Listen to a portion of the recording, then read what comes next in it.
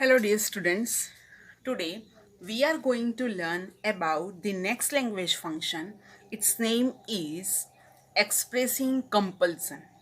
Compulsion is also called as necessity as well as pressure.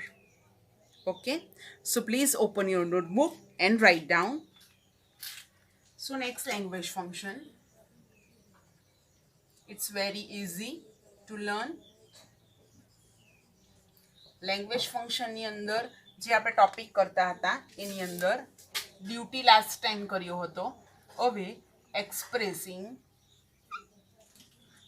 Compulsion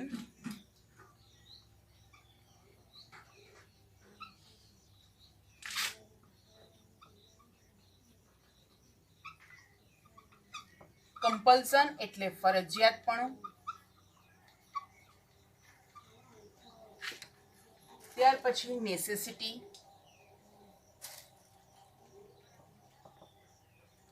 expressing necessity, આવશ્યકતા,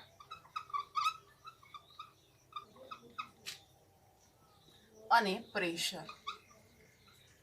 pressure એટલે કોઈ પણ બાબતનું તમને દબાણ કરવામાં આવે કે ના આ કરવું જ પડશે, તો એવી ભાવના હોય તો ત્યારે તમે આ લેંગ્વેજ ફંક્શનનો ઉપયોગ કરી શકો છો. હવે આ લેંગ્વેજ ફંક્શનનો ઉપયોગ ક્યારે કરાય તો એનો આપણે ઉપયોગ જોઈ લઈએ. ઉપયોગ જોવા માટે લખીશું જ્યારે આપણે કોઈ પણ ક્રિયા કે કાર્ય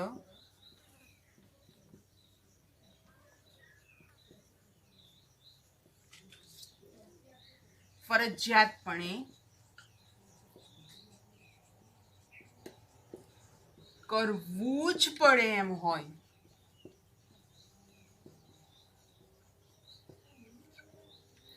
કાર્ય માટેની આવશ્યકતા હોય,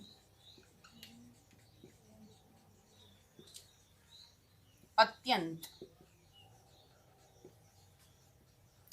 આવશ્યકતા હોય કે કોઈ પણ પ્રકારનું દબાણ હોય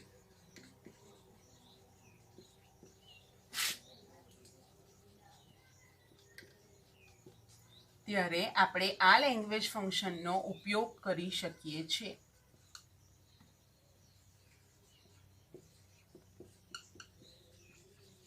આ લેંગ્વેજ ફંક્શન એટલે કયું? એક્સપ્રેસિંગ કમ્પલ્ઝન અથવા તો એક્સપ્રેસિંગ નેસેસિટી અથવા તો એક્સપ્રેસિંગ પ્રેશર. આ ત્રણે ત્રણ નામો અમુક અંશે સરખા જ છે. એટલે સિચ્યુએશન મેં તમને બતાવી દીધી છે, એનો ઉપયોગ તમને મેં ખ્યાલ કરાવ્યો છે કે આવી કન્ડિશન હોય ત્યારે આપણે ફરજિયાતપણે એક આવશ્યકતા હોય, દબાણ હોય ત્યારે આપણે આ જ લેંગ્વેજ ફંક્શનનો ઉપયોગ કરી શકીએ છીએ. એનું મુખ્ય નામ એક્સપ્રેસિંગ કમ્પલ્ઝન છે. ફરજિયાતપણે કયા કયા કાર્યો કરવાના હોય? દાખલા તરીકે વિદ્યાર્થીએ શાળામાં સમયસર આવવું જ જોઈએ. જો તમે મોડા આવો તમને સજા મળે. સજા ન મળે કોઈ પ્રકારની તો પણ તમને કોઈ ટીચર ખીજવાય તો ખરા જ કે કેમ લેટ આવ્યો, અને પછી ધીમે ધીમે જો એ રિપીટ થાય તો વારંવાર તમને એ પનિશમેન્ટ મળે. એટલે ત્યાં તમારે વહેલા પહોંચવું પડે, બિફોર ટાઈમ જવું પડે. એ તમારું એક અત્યંત આવશ્યકતા બની જાય. એઝ વેલ એઝ સેમ ટીચરે પણ, જો ટીચર પણ સમયસર ન પહોંચે તે પણ ન ચાલી શકે. વિદ્યાર્થી શાળામાં આવે ત્યાર પછી એને ફરજિયાતપણે કયા કયા કાર્યો કરવાના હોય, એની ફરજના રૂપે પણ એ કાર્યો તો કરે જ છે. છતાં પણ આગળ આપણે જો વિચારીએ તો એણે ફરજિયાતપણે હોમવર્ક કરીને જ આવવું જોઈએ. ફરજિયાત બાળકે યુનિફોર્મ શાળામાં પહેરવો જ જોઈએ. તો આ બધી ફિલિંગ્સ છે એ ફરજિયાતપણે છે. લોકોએ ટેક્સ ચૂકવવો જ પડે છે, ચૂકવવો જ જોઈએ, બરાબર છે. તો એમાં પણ ફરજિયાત, પણ તમે ટેક્સ ન ચૂકો તમને એનું ફાઇન ભરવો પડે, એનું પનિશમેન્ટ તમને મળે. તો એવું ઘણું બધું છે. તમે 18 વર્ષ સુધી ડ્રાઇવિંગ ન કરી શકો, તમે 18 વર્ષના થાવ પછી જ તમે ડ્રાઇવિંગ કરી શકો, તો આ પણ એક ફરજિયાતપણું છે. 18 વર્ષ પછી જ તમે મત પણ આપી શકો, વોટિંગ પણ કરી શકો. 18 વર્ષના નીચેના હોય, 17 વર્ષના, 16 વર્ષના, તો વોટિંગ ન જ કરી શકો, બરાબર. તો અહીંયા પણ તમને ફરજિયાતપણું ચૂકવવામાં કહેવામાં આવે છે. તો જ્યાં જ્યાં આવી ફિલિંગ તમને આજુબાજુ જોવા મળે, જ્યાં જ્યાં ફિલિંગ તમારી એ તમારા રૂટીનમાં આવે, બરાબર, તો એની અંદર જ્યારે કોઈ પ્રકારનું દબાણ હોય, કોઈ પ્રકારની આવશ્યકતા હોય, અત્યંત આવશ્યકતા હોય, બરાબર, તમારે ઓનલાઈન એક્ઝામ આપવી જ જોઈએ, આપવી જ પડે છે. કેમ? એ તમારું કર્તવ્ય તો છે જ, એઝ વેલ એઝ તમારા પર કમ્પલ્સન છે. જો તમે ઓનલાઈન એક્ઝામ્સ ન આપો તો તમને ફોન કરીને પૂછવામાં આવે કે તમે એક્ઝામ્સ કેમ ન આપી, બરાબર, અથવા તો તમને એ નહીં આવડે, તમારો બેઝિક ફંડામેન્ટલ તમારો અનક્લિયર રહી, અને એ ક્લિયર કરવા માટે પણ તમારે એક્ઝામ, ઓનલાઈન એક્ઝામ તો આપવી જ જોઈએ. તો આવા બધા ટોપિક કોઈ પણ તમે આવી રીતે લખી શકો છો, કરી શકો છો, અને આવા એક્ઝામ્પલ જાતે પણ બનાવીને લખી શકો છો. હું થોડા તમને એક્ઝામ્પલ્સ અહીંયા લખાવીશ, અને એને માટે આપણે લેંગ્વેજ એલિમેન્ટ શીખીશું. તો આ પોઈન્ટ આપણે નોટ ડાઉન કરી લઈએ, અને હવે નેક્સ્ટ ટોપિક આવશે લેંગ્વેજ એલિમેન્ટ્સ.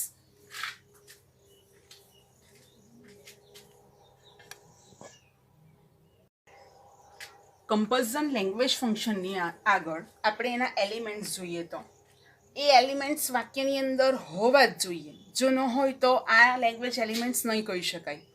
કયા કયા હોવા જોઈએ? તો આપણી પાસે બહુ બધા ઓપ્શન્સ છે. વાક્યમાં મસ્ટ હોય, MUST મસ્ટ, મોટે ભાગે મસ્ટ જ હોય તો એને કમ્પલ્ઝન કહેવાય. અને આ બધા 6 પોઈન્ટ હોય તો એને કમ્પલ્ઝન તો કહી જ શકીએ આપણે. નીડ ટુ ખૂબ જ જરૂરી હોવું. અને નેસેસિટી જો ટાઇટલ હોય ને તો પહેલા ક્રમે આપણે નીડ ટુ જોઈશું. Have to, has to, had to. Have to અને has to, he she it સાથે has to, I we you અને ધેની સાથે have to. They have to come before time. તે લોકોએ ફરજિયાત સમય પહેલાં આવવું જ જોઈએ. આ રીતે હેડ ટુ એટલે ભૂતકાળની અંદર એને ફરજિયાતપણું જ્યારે દર્શાવીએ ભૂતકાળની અંદર ત્યારે હેડ ટુનો ઉપયોગ થાય. Will have to, you will have to come early in the school tomorrow. આવતીકાલે તારે વહેલા આવવું જ પડશે બીકોઝ ઓફ કોચિંગ ક્લાસીસ. તો આવી રીતે ભવિષ્યનું કોઈ પણ ફરજિયાતપણું દર્શાવવા વિલ હેવ ટુનો ઉપયોગ થાય. ભૂતકાળનું કોઈ પણ ફરજિયાતપણું દર્શાવવા, અત્યંત આવશ્યકતા દર્શાવવા હેડ ટુનો ઉપયોગ થશે. અને બાકીના આ જે છે એનો પણ એ રીતે યોગ્ય રીતે ઉપયોગ કરવા માટે આપણે ક્રિયાપદનું મૂળ રૂપ યુઝ કરશું. આ 6 સાથે એક્ટિવ ફોર્મની અંદર જો આપણે જોઈએ, એક્ટિવ વોઇસની અંદર જો જોઈએ, મોટે ભાગે આ વાક્યો એક્ટિવમાં જ આવે, અને એની સાથે ક્રિયાપદનું મૂળ રૂપ જ વાપરીશું. Clear all the students? Okay, fine. Now see the all sentences. First of all find out our language elements in first must, must, have to, need to. See, and next to that language elements, put on, base verb, put on, પહેરવું, do, wear, follow, pay, consult. તો આ બધા ક્રિયાપદના મૂળ રૂપો અહીંયા underline, blue કલરે underline કરેલા છે. તો તમે જોઈ શકો છો. See the examples. The students must put on અથવા wear પણ ચાલે. Put on uniform in this school. શાળામાં ફરજિયાતપણે યુનિફોર્મ પહેરવો જ જોઈએ, પહેરવો જ પડે, ફરજિયાતપણું, necessity. The students must do their homework daily. દરરોજ જ હોમવર્ક કરવું જ પડે, નહીં ચાલે. હોમવર્ક ન કરીને આવો તો તમને કંઈક તો પનિશમેન્ટ મળે. પોતાને પનિશમેન્ટના ભાગરૂપે એ બેઝિક તમારું જે ફંડામેન્ટલ છે એ સ્ટ્રોંગ નહીં રહે, એ તમને ક્લિયર જ નહીં થાય. You must wear mask for our safety. આપણે આપણી સેફ્ટી ડ્યુ ટુ કોવિડ-19ને લીધે આપણે સેફ્ટીને માટે માસ્ક પહેરવું જ જોઈએ. માસ્ક ન પહેરો તો 500 રૂપીઝ તમારે ફાઇન આપી જ દેવાના. People must follow the traffic rules. આપણે તો શું કરીએ, ટ્રાફિક પોલીસ જો હોય તો જ આપણે સીટ બેલ્ટ બાંધીએ કે પછી લાઇસન્સને બધું રાખીએ, અથવા તો જે સિગ્નલ્સ છે એને ફોલો કરીએ. જો ટ્રાફિક પોલીસ નથી તો આપણે કોઈ પણ રૂલ ફોલો કરતા નથી, એવું ન ચાલે. બરાબર છે? ટ્રાફિક રૂલ્સ પબ્લિકે ફોલો કરવા જ જોઈએ, ન કરે તો પનિશમેન્ટ મળવી જ જોઈએ.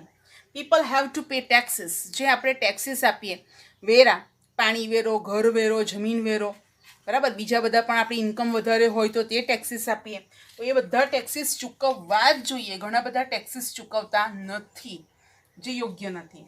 The patients need to consult the doctor. Consult, તપાસ કરાવવી, CONSULT. પેશન્ટે પોતાને જરા પણ તકલીફ થાય અને પોતે પેશન્ટ છો તો તમારે ડૉક્ટર પાસે કન્સલ્ટ કરવું જ જોઈએ, એમની સલાહ તો લેવી જ જોઈએ, અધરવાઇઝ તમે મુસીબતમાં મુકાઈ શકો. તો આ બધી જ એક અત્યંત આવશ્યકતા છે. ફરજિયાતપણે કરવું જ જોઈએ એવો એક ભાવ છે. જ્યારે ડ્યુટીમાં કરવું જોઈએ, થાય તો થાય, ન થાય તો કંઈ નહીં, એ કર્તવ્ય હતું, એ ફરજ હતું. જ્યારે આ ફરજિયાતપણું છે, આ અત્યંત આવશ્યકતા છે, આ કાર્ય કરવાની તીવ્રતા છે. So do you understand this point? So I will give you more examples for practice.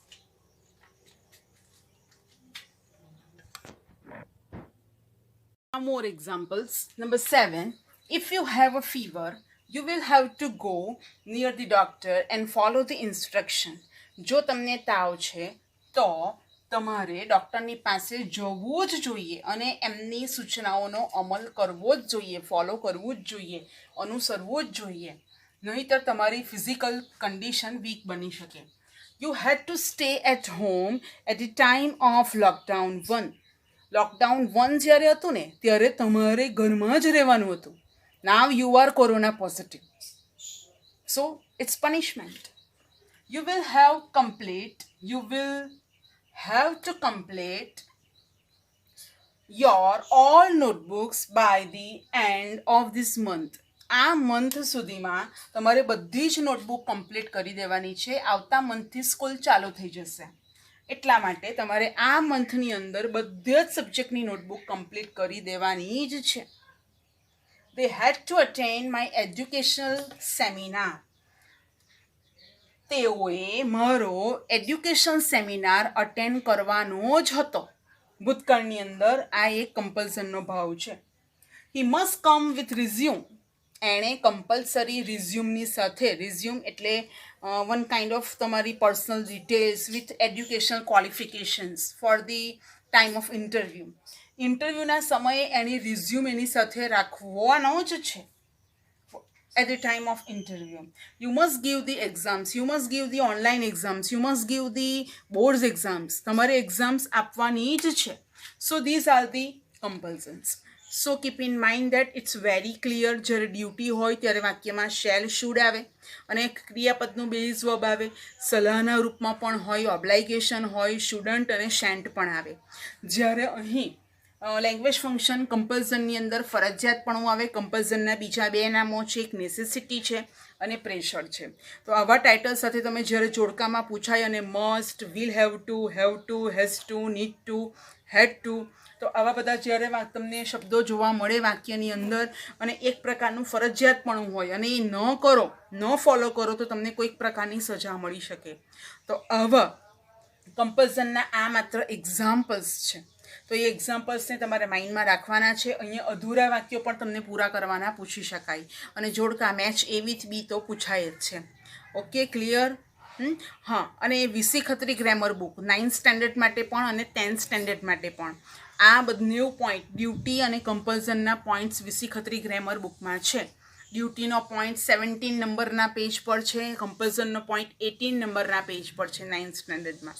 અને 10th સ્ટેન્ડર્ડની પણ જો VC Khatri book, grammar book તમે વસાવી હોય તો એની અંદર પણ 3જા 4થા ક્રમ ઉપર ડ્યુટી અને કમ્પલ્ઝન આ બંને ટોપિક આપેલા છે. Both are different, both are very much important.